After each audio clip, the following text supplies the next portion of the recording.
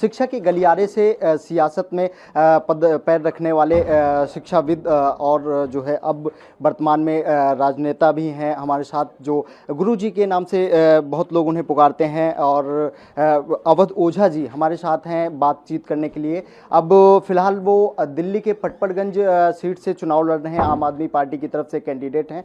Sir, ETV Bharat में आपका बहुत बहुत स्वागत है। सर, एक लोगों के जहन में एक सवाल है सर, कि आपने राजनीति में आने का फैसला कैसे लिया सर, और किस नेता से आम आदमी पार्टी में आपका संपर्क हुआ था पहले से? गांधी जी लॉयर थे जी, राजनीति में आए।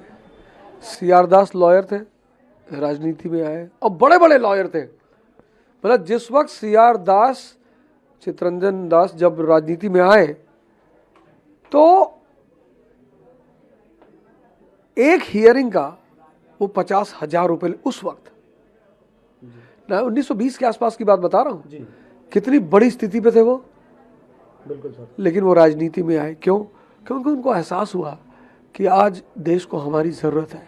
जो पढ़ा लिखा तबका है, जो समाज के एक अहम स्थान पर बैठा हुआ है, वो विजनरी होता है, दूरदर्शी होता है। उसको पता होता है कि आज देश को किस, जैसे मेरे पिता को पता था। मेरे पिता ने खेत पर ध्यान नहीं दिया। हमारे गांव में एक से एक लंबरदार थे जिनके पास 200-200 बीघा खेत था।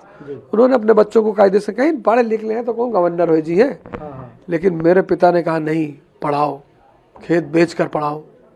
यही होता है विजन और ना विजन होना। तो जब विजनरी नेता देश में आएगा तो देश का विकास होगा।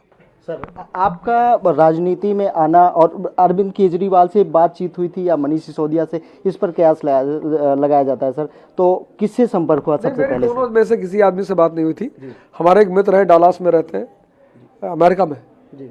तो उन्होंने मुझे फ़ोन किया 28 तारीख को, 28-27 जो भी किया हो, कि अवध भाई ऐसा है कि उन्होंने एक लाइन बोली मुझसे, कहा राजनीति की देवी आपके दरवाजे पे खड़ी है। मैंने कहा खोल देता हूँ अगर ऐसी बात है तो। और फिर उन्होंने मेरी लंबी बातचीत हुई उनसे, और फिर मैं गया, मुझे केजरीवाल जी से मेरी मुलाकात हुई। तो उन्होंने मुझे ये नहीं कहा कि आप राजनीति करिए, उन्होंने कहा शिक्षा के संबंध में मुझे आपसे कुछ सहयोग की आशा है, मैं चाहता हूँ आप हमारे साथ आए। और मैंने हाँ कर दी तुरंत। अब चुनाव एक तरीके से एक परीक्षा है आपके लिए सर, और जैसे विद्यार्थियों की परीक्षा होती है, कुछ घबराहट होती है चुनाव, वो इस तरीके से चुनाव में आपके सामने बहुत सारी चुनौतियां हैं, कुछ घबराहट फील कर रहे हैं या कैसे इसको डील कर रहे हैं सर? वर्षों से वन में घूम घूम बाधा विघ्नों को चूम चूम सह धूप घाम पानी पत्थर अवध ओझा आए कुछ और निकर, सौभाग्य न सब दिन सोता है, देखें आगे क्या होता है।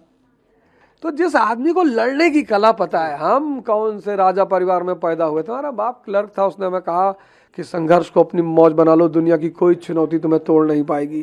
तो ये सब तो छोटी मोटी चुनौतियां हैं, अगर ये मुझे विचलित करने लगेंगी तो फिर जीवन तो, ये तो शुरुआत है। तो कोई घबराहट नहीं है। हाँ, एक बात को लेकर कभी कभी मैं सोचता हूँ कि जिस चीज़ को लेकर मैं राजनीति में आया हूँ, अपने उद्देश्य को लेकर, कहीं मतलब उस उद्देश्य को लेकर मैं बहुत ज़्यादा जागरूक रहता हूँ कि मेरा वो उद्देश्य मुझसे भटकने ना पाए। शिक्षा शिक्षा शिक्षा और इस कैसे मैनेज कर रहे हैं अपनी शिक्षा को, मतलब टीचिंग को और राजनीति को सर? तो कहीं इस दोनों के बीच में कुछ परेशानी या प्रभाव तो नहीं पड़ रहा है किसी चीज़ पे सर? नहीं, मेरा एक रूटीन है कि मुझे 1-2 घंटा डेली पढ़ना ही है। अभी इलेक्शन के दौर चल रहा है तो कुछ ज़्यादा ही व्यस्तता है, तो मैं नहीं पढ़ पा रहा हूँ। फिर भी आप मेरे कमरे में अगर चलेंगे तो वहाँ 2-4 किताबें बिस्तर पे पढ़ी हुई हैं। उसमें एक रामचरितमानस पढ़ी है और द पावर ऑफ नाउ पढ़ी है। तो 2-3 किताबें पढ़ी हुई हैं। किताब नहीं छोड़ सकते भैया, सब छोड़ सकते हैं दुनिया में। मेरी स्थिति ऐसी थी कि मुझको मांगने पर कोई भीख भी नहीं देता। मेरे जीवन को बदला है सिर्फ ज्ञान शिक्षा ने और किताबों ने, उनको नहीं छोड़ सकते जी। सर, अभी जो है पटपड़गंज विधानसभा से आप चुनाव लड़ रहे हैं, यहाँ के बच्चों के लिए, यूथ के लिए आपने कुछ घोषणा की है कि कुछ लाइब्रेरी चलाएंगे या फिर कुछ मोटिवेशनल चीज़ें करेंगे, क्या है योजना? नहीं, योजना ये है कि चुनाव के बाद संस्था स्थापित करेंगे जिसमें ऑनलाइन क्लासेस दी जाएंगी, काउंसलिंग करी जाएगी। मेन चीज़ है काउंसलिंग, क्या पढ़ना चाहिए, कैसे पढ़ना चाहिए, क्यों पढ़ना चाहिए, गाइडेंस दी जाएगी। भाई कोई लड़का नीट की तैयारी कर रहा है तो उसे बताया जाएगा कि बेटा पहले चरण में क्या करना है, दूसरे चरण में क्या करना है, और कुछ परीक्षाओं की कोचिंग भी दी जाएगी। पटपड़गंज के लोगों के लिए निःशुल्क होगी। राजनीति को देखते हुए सर युवाओं से क्या कहना चाहेंगे सर? युवाओं से कहेंगे खूब पढ़ो और सुभाष चंद्र बोस की तरह बनो, आईएएस क्वालिफाई करो और फिर देश की राजनीति करो, देश की मुख्य धारा में आओ। ये देश तुम्हारी प्रतीक्षा कर रहा है। अगर तुम किसी का इंतजार करोगे तो कभी कभी सिर्फ इंतजार ही करता रह जाता, आदमी मंजिल तक नहीं पहुंच पाता। अभी आप सुन रहे थे अवध ओझा जी को। उन्होंने हमारे साथ जो है तमाम राजनीतिक व अन्य पहलुओं पर बात की। वीडियो जर्नलिस्ट संदीप सिंह के साथ ईटीवी भारत के लिए दिल्ली से मैं धनंजय वर्मा।